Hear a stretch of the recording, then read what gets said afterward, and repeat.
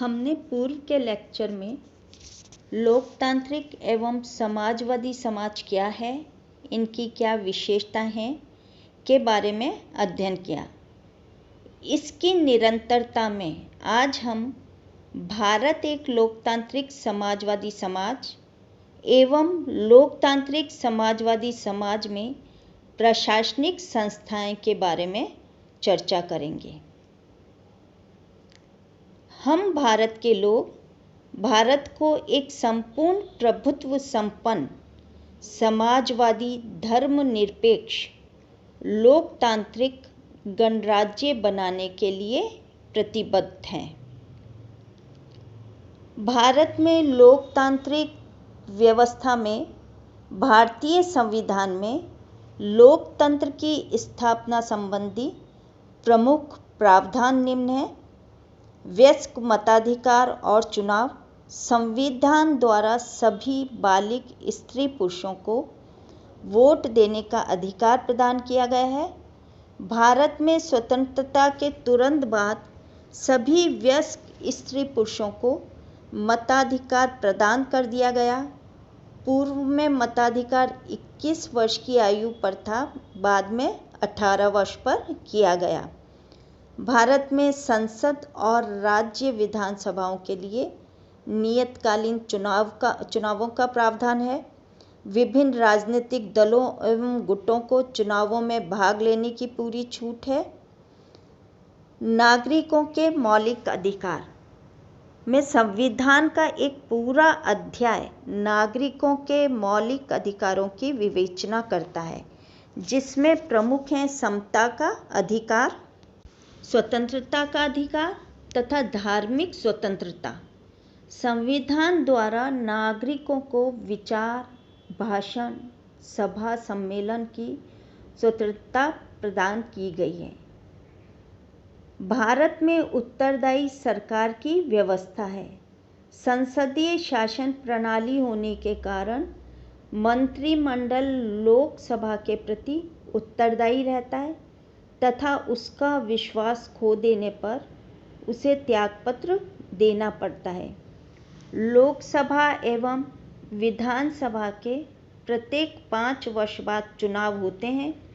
कभी कभी समय से पूर्व लोकसभा एवं विधानसभा भंग हो जाने के कारण 5 साल से कम पर भी चुनाव कराने पड़ते हैं।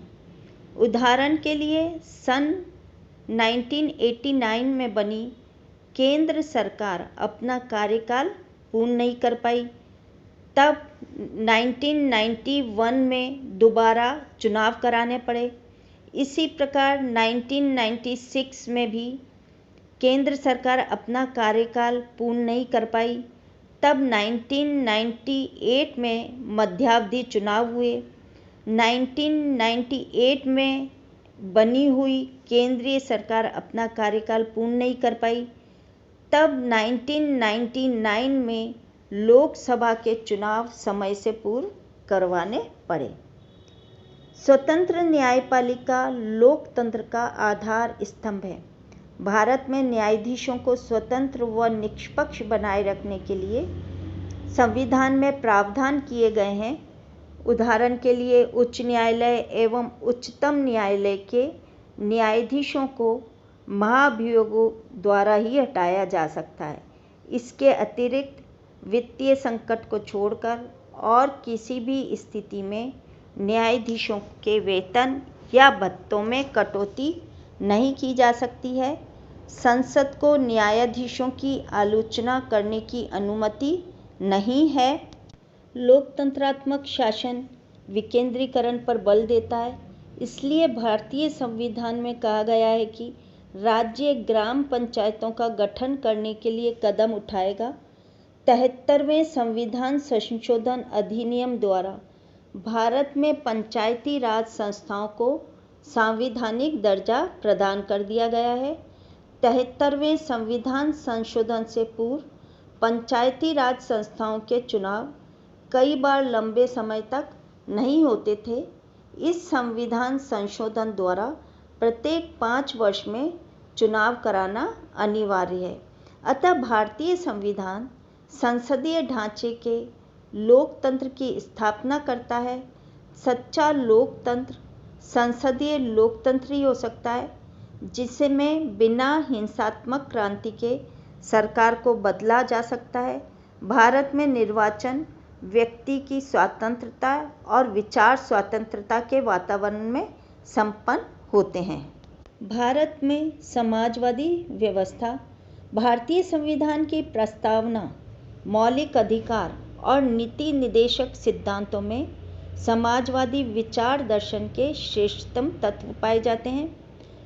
प्रस्तावना में सभी नागरिकों के लिए सामाजिक, आर्थिक और राजनीतिक न्याय, विचार, अभिव्यक्ति, विश्वास, धर्म और उपासना की स्वतंत्रता तथा प्रतिष्ठा एवं अवसर की समता की व्यवस्था करने का वायदा किया गया है। प्रस्तावना में न्याय को स्वतंत्रता और समता से भी ऊपर रखा गया है। सामाजिक न्याय का अभिप्राय है कि मनुष्य के बीच सामाजिक स्थिति के आधार पर किसी प्रकार का भेद न माना जाए। प्रत्येक व्यक्ति को अपनी शक्तियों के समुचित विकास के समान अवसर उपलब्ध हों। आज के युग में आर्थिक न्याय के अभाव में सामाजिक न्याय कल्पना मात्र है। आर्थिक न्याय का अभिप्राय है कि धन संपदा के आधार पर व्यक्ति के बीच विच्छेद की कोई दीवार खड़ी नहीं की जा सकती। भारत की विविध योजनाएं आर्थिक न्याय की स्थापना की प्रबल चेष्टाएं हैं। समाजवादी ढंग का समाज, लोक कल्याणकारी राज्य और मिश्रित अर्थव्यवस्था जैसे शब्दबंधों में व्यक्त होता है कि भारतीय राज्य आर्थिक क्षेत्र में समाजवाद की स्थापना के लक्ष्य से अनुप्राणित है। लोकतांत्रिक समाजवादी भारत में प्रशासनिक संस्थाओं के अध्ययन करें तो भारतीय संविधान में न केवल राष्ट्रपति, मंत्रिपरिषद, संसद और न्यायपालिका का प्रावधान किया गया है, अपितु देश के प्रशासन के संचालन हेतु अनेक प्रकार प्रशासनिक संस्थाओं एवं सेवाओं का प्रावधान भी किया गया है। इनमें से कतिपय निम्न हैं: अखिल भारतीय सेवाएं, लोक सेवा आयोग, प्रशासनिक अधिकरण, स्वायत्तता प्राप्त आयोग।